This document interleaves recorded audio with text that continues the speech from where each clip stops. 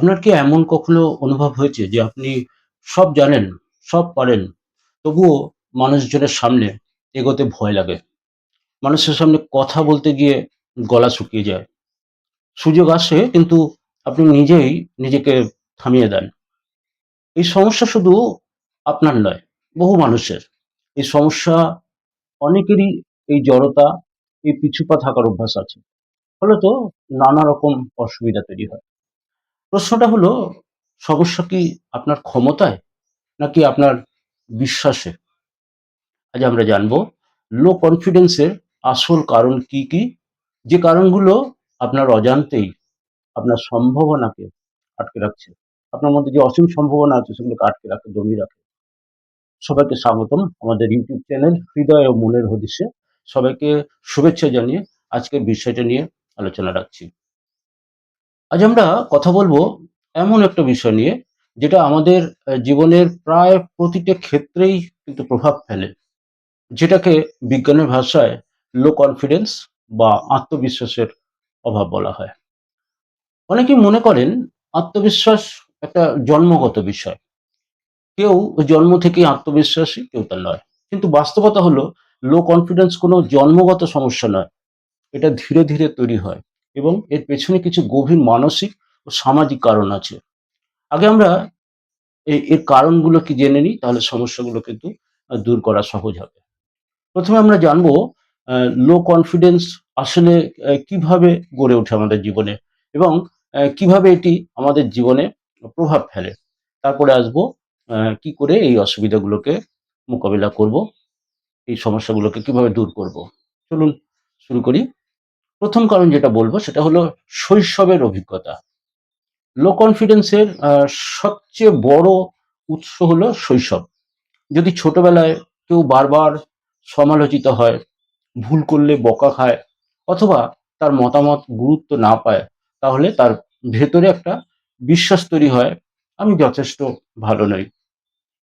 যেসব শিশু সবসময় কারোর সাথে তুলনার মধ্যে বড় হয়, যেমন ওকে দেখো, ও তোমার চেয়ে কত ভালো, ও কত পড়াশোনা করে, ও কত ভালো রেজাল্ট করছে, ইত্যাদি ইত্যাদি, তখন তারা নিজের ক্ষমতার উপর সন্দেহ করতে শিখে।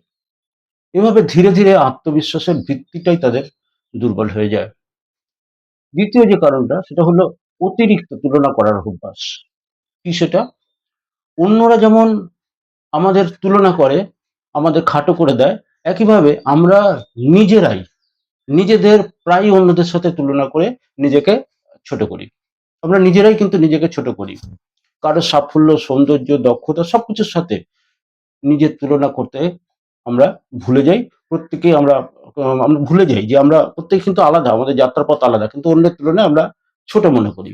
এখনকার দিনে সোশ্যাল মিডিয়া এসছে, সেটা এই সমস্যাকে কিন্তু আরো বাড়িয়ে দেয়।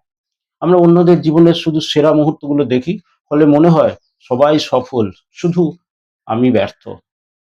এই ধারাবাহিক তুলনা আত্মসম্মান কিন্তু কমিয়ে দেয় এবং আত্মবিশ্বাসটাকে আমাদের একদম ধ্বংস করে।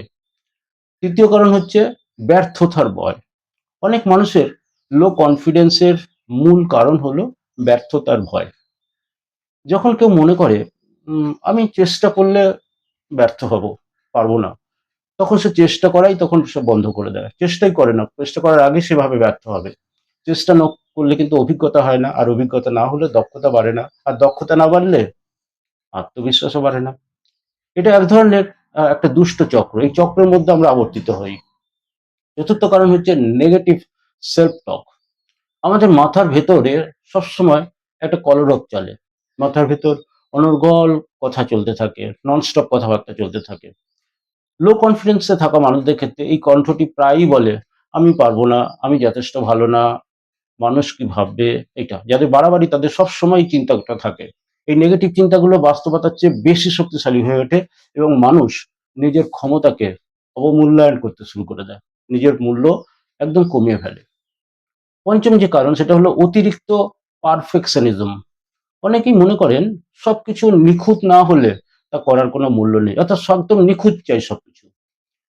পারফেকশনিস্ট মানসিকতা যাদের আছে সেই মানুষরা শুরু করার আগেই কিন্তু তাদের সমস্ত কিছু থামিয়ে দেয়। তারা ভাবে সবকিছু নিখুঁত করতে হবে। তারা মনে করে ভুল করা মানেই হলো ব্যর্থ। কিন্তু বাস্তবতা হলো ভুল ছাড়া কিন্তু শেখা সম্ভব নয়। যারা ভুল করতে ভয় পায় তাদের আত্মবিশ্বাস গড়ে ওঠে না। তারা আত্মবিশ্বাস নিজেদের মধ্যে গড়ে তুলতে পারে না। ৬ নম্বর কারণ যেটা হচ্ছে সামাজিক প্রত্যাখ্যান আর অপমানের ভয়।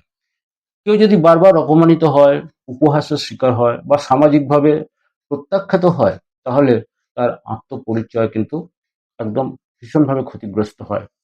মানুষ সামাজিক প্রাণী। অন্যদের প্রতিক্রিয়া আমাদের আত্মবিশ্বাসে গভীরভাবে একটা প্রভাব ফেলে। এই ধরনের অভিজ্ঞতা মানুষের ভেতরে লজ্জা এবং আত্মসন্দেহ তৈরি করে কিন্তু। আর ৭ নম্বর কারণ যেটা বলতে পারি সেটা হচ্ছে নিজের শক্তি সম্পর্কে অজ্ঞতা। অনেক মানুষ তাদের দক্ষতা ও গুণাবলী সম্পর্কে একদম সচেতনই নয়। আমরা প্রায় নিজের দুর্বলতায় ফোকাস করি, কিন্তু শক্তির যে দিকগুলো সেগুলোকে কিন্তু আমরা একদম পুরোপুরি অবহেলা করি। যখন কেউ জানেই না বা সে কি ভালো পারে, তখন আত্মবিশ্বাস তাদের মধ্যে তৈরি হওয়া কিন্তু খুব কঠিন হয়ে যায়। তাই বলা যায় লো কনফিডেন্স এর প্রভাব কিন্তু খুব গভীর, খুব গভীর। ভেতরে অনেকখানি প্রথিত হয়ে যায় এটা। লো কনফিডেন্স শুধু একটা অনুভূতি নয়, এটা জীবনযাত্রাকে আমাদের একদম সীমাবদ্ধ করে, আটকিয়ে দেয় এবং সবকিছু থেকে জীবনটাকে কিন্তু পিছিয়ে দেয়। এইজন্য খুব মারাত্মক একটা এটা অসুবিধা। এটা মানুষকে নতুন করে সুযোগ দিতে বাধা দেয়, পারস্পরিক সম্পর্ক তৈরি করতে দ্বিধা তৈরি করে দেয় এবং কেরিয়ারকে পিছিয়ে দেবে এবং নিজের স্বপ্নকেও ছোট করে দেয়। এটা এতটাই গভীর বিষয়। সবচেয়ে বড় কথা হলো এটি মানুষকে নিজের যে প্রকৃত সম্ভাবনা আছে তার থেকে দূরে রাখে। প্রতিটি মানুষের মধ্যে যে অসীম সম্ভাবনা লুকিয়ে আছে তা প্রকাশিত হয় না এই আত্মবিশ্বাসের অভাব থাকলে পরে। এখানে একটা গুরুত্বপূর্ণ সত্য বলি, আত্মবিশ্বাস কিন্তু কোনো অনুভূতি দিয়ে শুরু হয় না। এটা শুরু হয় কাজ দিয়ে। মানুষ কাজ করার মাধ্যমে আত্মবিশ্বাস তৈরি করে। আত্মবিশ্বাস পেয়ে কিন্তু তারা কাজ শুরু করে না। কাজ করতে, করতেই কিন্তু আত্মবিশ্বাস বাড়ে। আত্মবিশ্বাস বাড়ানোর আরো কিছু বৈজ্ঞানিক পদ্ধতি আছে। আমরা পরের পর্বে আত্মবিশ্বাস যে বাড়ানোর যে কয়েকটি পদ্ধতি আছে, কার্যকরী পদ্ধতি আছে, সেগুলো নিয়ে একটা বিস্তৃত আলোচনা করব পরের পর্বে। তাই পরের পর্বে চোখ রাখুন। নিশ্চয়ই আপনি অনেক কিছু দিশা পাবেন। আমরা এবার ভিডিওটির শেষ পর্যায়ে চলে এসেছি। আজকে আমাদের শেষ কথা, লো কনফিডেন্স কোনো দুর্বলতার চিহ্ন নয়। এটি বিভিন্ন কারণে গড়ে ওঠে এবং বিভিন্ন কারণে গড়ে ওঠে একটা মানসিক অবস্থা যেটা খুব স্বাভাবিক। বহু মানুষের মধ্যে এটা আছে এবং অবশ্যই এই অবস্থা থেকে উন্নতি করা সম্ভব।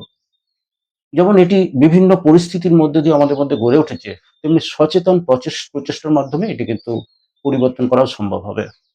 নিজেকে বোঝা, নিজের প্রতি সহানুভূতিশীল হওয়া এবং ছোট ছোট পদক্ষেপ নেওয়া, এভাবে কিন্তু আত্মবিশ্বাস